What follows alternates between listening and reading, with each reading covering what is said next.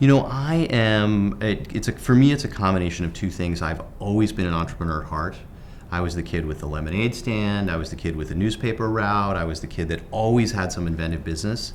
And I always loved animals. So I had a guinea pig, and I had a rabbit, and I had a dog, and I had a fish and a cat and all that sort of stuff. And it just happened to be that I was at the right place at the right time in my life, where there was this teeny little business that was onto something but really didn't know how to do anything with it. And so I bought this teeny little company with 1 location and 10 employees, and here we are. And so it's a labor of love, because I love animals, and I love serving people, and I love building a business. And so I have 9 retail locations and about 200 associates, and we do everything for dogs, from daycare to overnight care, grooming, dog walking, training, vet care, kind of you name it. So we do the full spectrum. I think the secret was a couple of things. One, it's every single day listening to clients and asking them, what do you need? What can we do differently? And that sounds so obvious, but most of the time we come in with an idea, and we have our idea, and we say, well, this is what I'm going to do, and this is what I'm going to offer. And so we have lots of people saying, Scott, why don't you have a vet on staff? I'm here, I'd love to have your vet look at it. Or I'd feel safer with my dog playing with a vet around.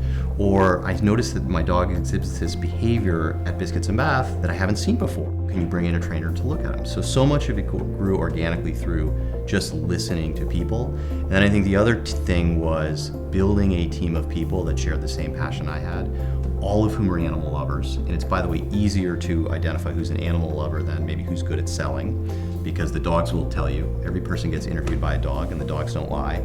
And so people that share that passion also shared the passion for wanting to build something from the ground up and create something, knowing that there'd be ups and downs, and knowing that there would be good days and kind of bad days, and there'd be exhilaration and there'd be stress on some days. And it's just a collection of good people that really love doing what they do. It's hard, because as you get bigger, of course, you have more associates and you have more clients. And we're in the consumer business, where we have thousands and thousands of clients. So to me, it's everything from the informal to the formal.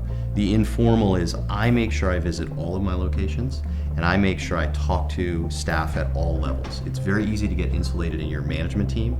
I want to talk to the dog walker, and I want to see what the bather's having to say, and I want to sit in on a private lesson with a trainer and find out what's going on. From the formal level, one of the things we do is we take very regular formal feedback from clients and measure client happiness.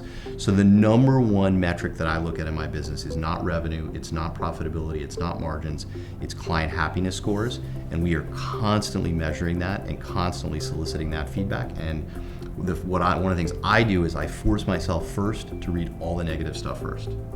And that's what I read. And if I don't have enough time, I don't get to the good feedback, because I want to make sure that I'm looking in the mirror and saying, where do we make mistakes? And we make mistakes all the time, and that's where you learn how can you do it better. But you really have to build that mechanism into your organization formally to really want that to be a part of your DNA.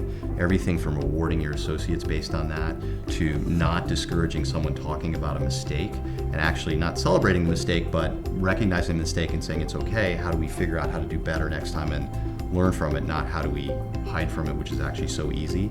And so it's a hugely important part of what we do. And so, all of our top associates are paid on a quarterly basis based on the client happiness scores that we generate. We spend a lot of time in the room talking about why people say what they do and what that's about. And we have focus groups with clients. And we see our clients all day, every day, and we just ask them, how are we doing? And you'd be surprised how infrequently people are asked by a business, how are we doing? And I'm always amazed by people who will say, Scott, I'm so glad you asked. No one ever asked me. Let me tell you. And sometimes I hear stuff that's a little tough, but that's how we get better.